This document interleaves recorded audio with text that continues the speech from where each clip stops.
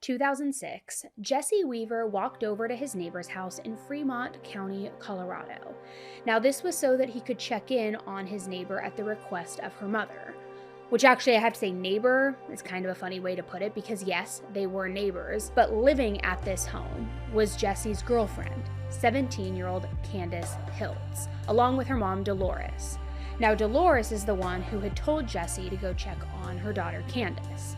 Also living there was Jesse and Candace's 11-month-old daughter, Paige. So Dolores had called Jesse and asked him to go check in on Candace and Paige because she was out running errands. So Jesse immediately headed over. Now, normally, Dolores didn't leave Candace and the baby home alone. You see, Paige, unfortunately, had been born with hydrocephalus, a disorder that causes buildup of spinal fluid in the brain. And it's something that comes with a lot of complications. August 15th, 2006. Jesse Weaver walks toward his neighbor's trailer in Fremont County, Colorado. He stops dead at the front door. It is broken open. He goes in anyway. His girlfriend is inside. His baby is inside. He moves down the hallway and finds a trail of blood running straight to the back bedroom. He calls out. Nothing answers him. Inside that bedroom, he finds his 11-month-old daughter, Paige, alone in her crib. She is crying. She's been there for hours. That detail should stop you cold. By the end of this video, you're going to understand exactly who let that happen. Jesse grabs Paige and gets out. He calls Dolores, Candace's mother. She rushes home and steps into the same scene. But where Jesse saw chaos, Dolores saw a story. She clocked the shell casing by the fireplace. She tracked the blood at the start of the hallway, the smear on the bedroom door, the corner of a green quilt sticking out from under the bed. She pulled it. Candace was underneath, wrapped in her own blanket, shoved under her own bed, shot 7 times. Candace Hilts was 17 years old. She was a junior at Brigham Young University. She had already earned a place at Stanford Law School. She was raising a medically fragile child that doctors said would not survive. She loved that little girl more than anything in this world. She had done everything right. Stay with us, because we are going to walk you through every decision that guaranteed this case never got solved. Nobody took a single thing from that trailer. Whoever kicked that door in came for one person only. When law enforcement arrived at the Hilts trailer that day, the evidence was right there. The case should have been straightforward. It was not. Investigators told Dolores to leave. They needed to process the scene. That makes sense. That is exactly what should happen. 3 days later, they told her she could come back. She walked through the front door and stopped. Both doors, front and back, were hanging wide open. No crime scene tape, no barrier, no sign that anyone ever secured that trailer. That is where the first promise we made you starts to pay off. She moved through the rooms and found the green comforter Candace had been wrapped in, lying on the floor. She found bloody towels near the bathroom. You use towels like that after something violent. Candace did not use them. She found the shirt Candace wore when she died. She found shell casings from the murder weapon still sitting on the living room floor. She found one inside Paige's crib. Any one of those items could have carried DNA, fingerprints, or ballistic evidence. They left every single one behind. Dolores called her son Jonathan. He studied forensics in college. Together, they pulled on rubber gloves and photographed everything. They labeled it, bagged it, and drove to the Fremont County Sheriff's Office. They asked specifically for Deputy Robert Dodd, the investigator on Candace's case. The front desk clerk went to the back. She returned and said Dodd was busy. He would not come out. He sent someone else instead. That deputy told Dolores they had no interest in what she brought. She had driven to that station with bagged evidence in her own hands. They turned her away. She stood in that parking lot with nowhere left to go. Days later, a different deputy showed up at Dolores's front door carrying a search warrant. He demanded she hand over the exact evidence she had already tried to deliver. Officially, investigators collected around 15 items total from that crime scene. Everything fit inside 2 envelopes. No blanket, no shell casings, no clothing. If this already feels wrong to you, good. You have not heard the worst part yet. From the moment investigators arrived, this case moved in one direction. Whether that direction was honest or something else entirely is the question this case has never answered. Investigators zeroed in on a suspect within hours. His name was Jimmy Hilts.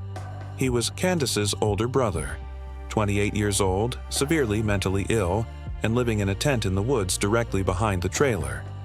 His illness went untreated for years. He had cut himself off from everyone. His ex-wife, Jessica, described him as abusive and said he had used drugs since age 16. She called what she witnessed induced mania, hallucinations, and calling himself the devil. The day before, Candace was murdered. Jesse came to check on her and Paige. Jimmy appeared from nowhere with a knife and lunged directly at him. No argument started it. No trigger set it off. Jimmy simply snapped, then disappeared back into the woods as if nothing had happened. Jimmy was already a suspect in a string of local break-ins. Here is what victims reported stolen from their homes. 1. A .410 shotgun. 2. A .22 caliber pistol. 3. 2 axes. 4. Work gloves. 5. A hunting knife. Candace died from a .410 shotgun wound to her face and 5 shots from a .22 caliber pistol. When investigators searched Jimmy's tent, they found the work gloves and the knife. In the nearby woods, they found the shotgun, destroyed with an axe. 3 days after Candace's body was found, authorities caught Jimmy camping nearby. They charged him with burglary, theft, and trespassing, not murder. In 2008, a court committed him to the Colorado Mental Health Institute in Pueblo. No murder charge ever followed him there. But here's where the second promise we made you pays off.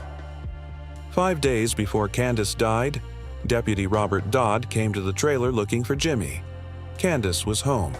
She did not like the way he spoke to her mother. She stepped up and told him she had seen him collecting suspicious envelopes from local dealers.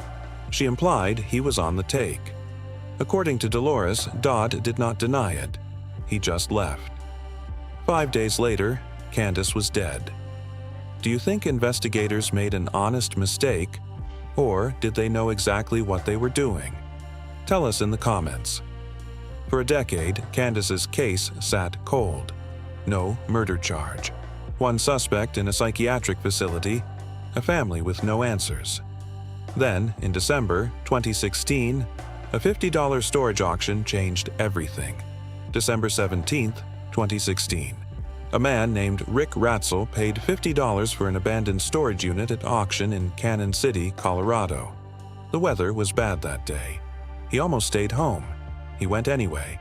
Inside, at first, old furniture, kids' toys, random clutter. Then he found 15 red and blue emergency lights stripped from old police cars. He found police uniforms and boxes of court documents.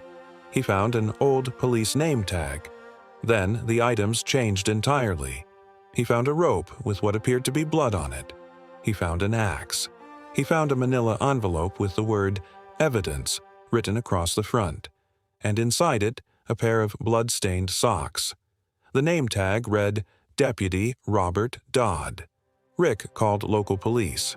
Within minutes, Dodd himself and Sheriff Jim Beaker warned Rick not to go public. They arrived at the unit and told Rick that CBI, the Colorado Bureau of Investigation, would come collect everything. They told him to leave the unit unlocked and drive away. He did. 10 minutes later, something felt wrong. He turned back. Someone had torn the unit apart. The evidence had disappeared. Dodd's family later contacted Rick trying to buy the unit back. The sheriff called Rick and told him his life could be in danger. Rick described it as a threat. CTA 2. In April 2017, Dodd retired and relocated to Texas. Prosecutors charged him with second-degree official misconduct and abuse of public records for altering Candace's case file. Weeks later, workers at a Penrose landfill found evidence from multiple cases, all traced back to a dumpster at Dodd's former home. His trial ended in 2018. Guilty. His sentence, 15 days. He never served a single one. A $50 storage unit. A blood-stained sock labeled evidence. Tell us what you think that means. Candace Hilts believed in the law. She planned to dedicate her life to it. The system she believed in never gave her justice. Robert Dodd has never faced a murder charge. Jimmy Hilts has never faced a murder charge. And Candace Hilts has never received justice. On Thanksgiving Day 2012, Paige passed away. She was 7 years old. She could not walk or talk. But Dolores said she could smile, and that was everything. Dolores believes Candace and Paige are together now. You have to hope she is right. Dolores has never stopped. She has spent nearly 2 decades demanding that someone reopen this case.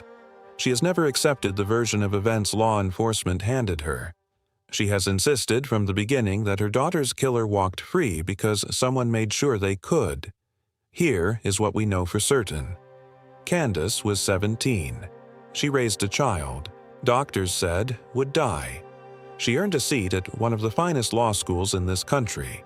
She planned to stand in front of the Supreme Court one day.